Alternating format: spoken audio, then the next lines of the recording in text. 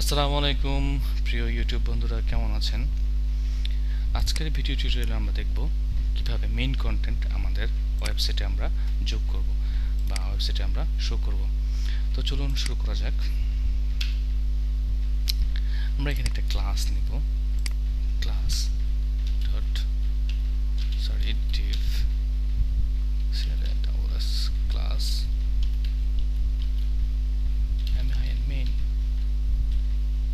main then div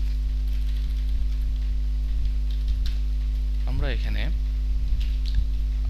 আমরা এটা পরে অ্যাড করব, সেভ দিই।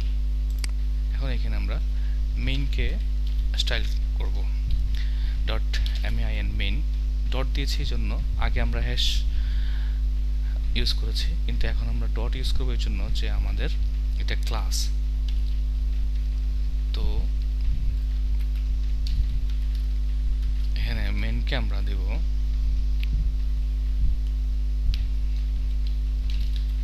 ফন্ট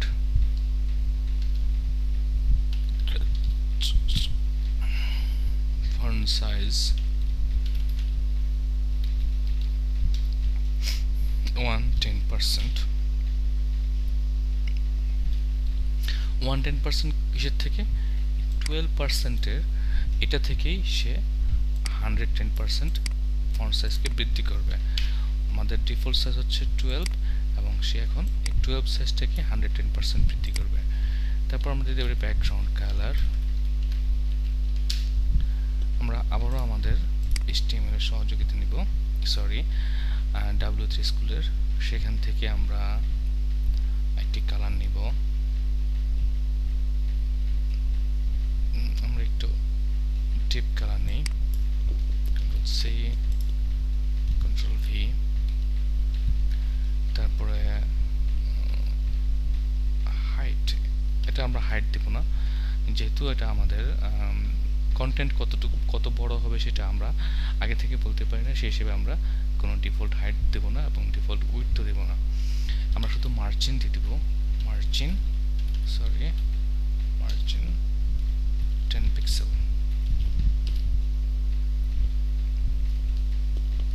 সেভ দিই এবং আমরা এখানে প্যাডিং অ্যাড করব। প্যাডিংটা হচ্ছে বর্ডার থেকে কতটুকু ভিতরে সে যাবে। আমরা এটা দিলাম আবারও 10 পিক্সেল। তো আমরা ফন্ট সাইজ দিলাম, ব্যাকগ্রাউন্ড কালার দিলাম, মার্জিন দিলাম, প্যাডিং দিলাম। এখন আমরা একটা বর্ডার রেডিয়াস দেব, যদি আমরা রেডিয়াস দিতে চাই। Border radius DIUS radius, border radius আমরা দিলাম 8 পিক্সেল। আমরা দিয়ে দেখি, সেভ দিই। আমার উপরের গ্লু আমরা রেডিয়াস দিয়ে দেখি কেমন দেখায়।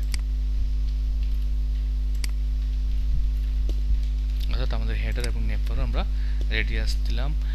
এখন সেভ দিলাম, পাশাপাশি আমরা এখানে রিফ্রেশ করব। দেখুন এখানে চলে আসছে, this is header, this is number এবং এটা হচ্ছে আমাদের মেইন কন্টেন্ট। এখন আমরা মেইন কন্টেন্টে কিছু লিখি। আমরা একটা হেডিং ইউজ করি, this is main content, we are learning CSS এবং নিচে আমরা একটা প্যারাগ্রাফ ইউজ করি।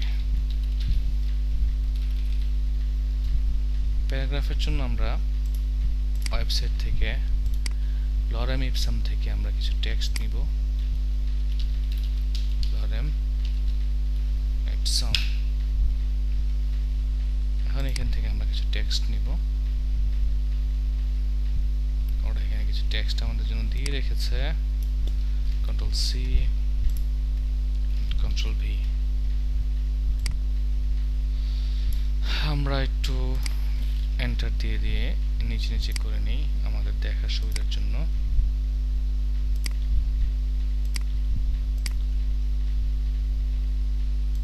ওকে, পিকটা আমরা নিচে দিয়ে দিই।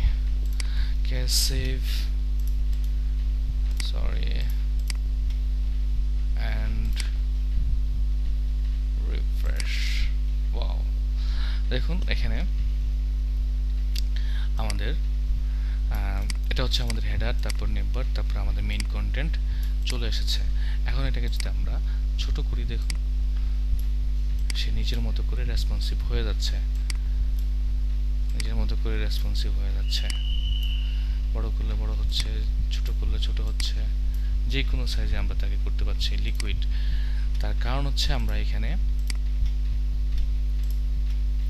আমরা আমাদের স্টাইল শিটে কোথাও ফিক্স কোনো উইডথ কিংবা ফিক্স কোনো হাইট দেইনি, শুধুমাত্র হেডার এবং নেবারের জন্য দিয়েছি। কারণ হচ্ছে আমরা জানি হেডার 90 পিক্সেলের উপরে আমরা এক্সপ্যান্ড করতে দেব না, এবং নেবারের বেলায় আমরা 30 পিক্সেলের উপরে এক্সপ্যান্ড হতে দেব না। সেজন্যই হচ্ছে আমরা ফিক্স হাইট দিয়েছি কিন্তু ফিক্স উইডথ দেইনি। কিন্তু মেইনের বেলায়, মেইন কন্টেন্টের বেলায় আমরা কোনো প্রকার ফিক্স উইডথ এবং হাইট কোনোটাই ব্যবহার করি নাই। তো চলুন আমরা আমাদের যে হেডার আমরা দেখলাম, সরি, আমাদের মেইন কন্টেন্টের মধ্যে যে হেডিং আমরা দেখলাম, এটাকে আমরা একটু স্টাইল করব। কিভাবে? আমরা এখানে জাস্ট h1 ট্যাগ নিব এবং এটাকে দিলাম ফন্ট সাইজ 120 %। 120% কার থেকে? এখানে যে আমরা 12 পিক্সেল দিয়েছি সেখান থেকে সে 130 দিলাম, 130 পিক্সেল বড় হবে। আচ্ছা, তারপর আমরা কি দিতে পারি? ফন্ট কালার,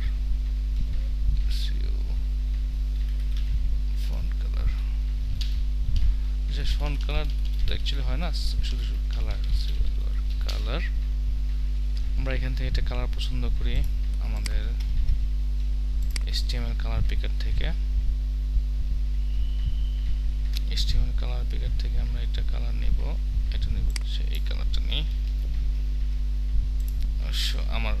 আমি কালার ব্লাইন্ড, সেই হিসেবে ভালো কালার হয়তো আপনাদের জন্য হবে না, তারপরে এটা তো আমাদের বোঝার জন্য। এখন আমরা এখানে রিফ্রেশ করি, দেখুন this is main content, we are learning CSS, কত সুন্দর চলে আসছে। এবং শুধু তাই নয়, দেখুন ডান পাশে বাম পাশে সব দিকেই 10 পিক্সেল করে প্যাডিং নেওয়া আছে। আচ্ছা, এখন আমরা যেটা দেখব সেটা হলো যে লরেম ইপসামকে আমরা স্টাইল করব। লরেম ইপসামকে যদি আমরা স্টাইল করতে চাই তাহলে আমরা এখানে একটা p ট্যাগ নিব, p ট্যাগে ফন্ট সাইজ 110%,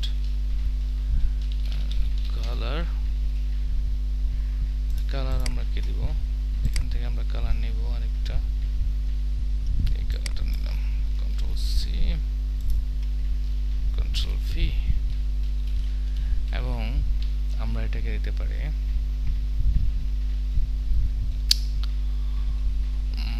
ওকে, সেভ এবং এন্ড রিফ্রেশ। বাহ, দেখুন হ্যাঁ, আমাদের হেডার, নেভার এবং মেইন কন্টেন্ট আমাদের হয়ে গেল। আচ্ছা, এখন আমরা মেইন কন্টেন্টে আরো কিছু টেক্সট আমরা যোগ করি, সেভ এন্ড রিফ্রেশ। দেখুন এখন যতই আমি লিখবো সে ততই বড় হবে, এবং আমি যদি তাকে ছোট করি দেখুন কি হয়, রেসপন্সিভ।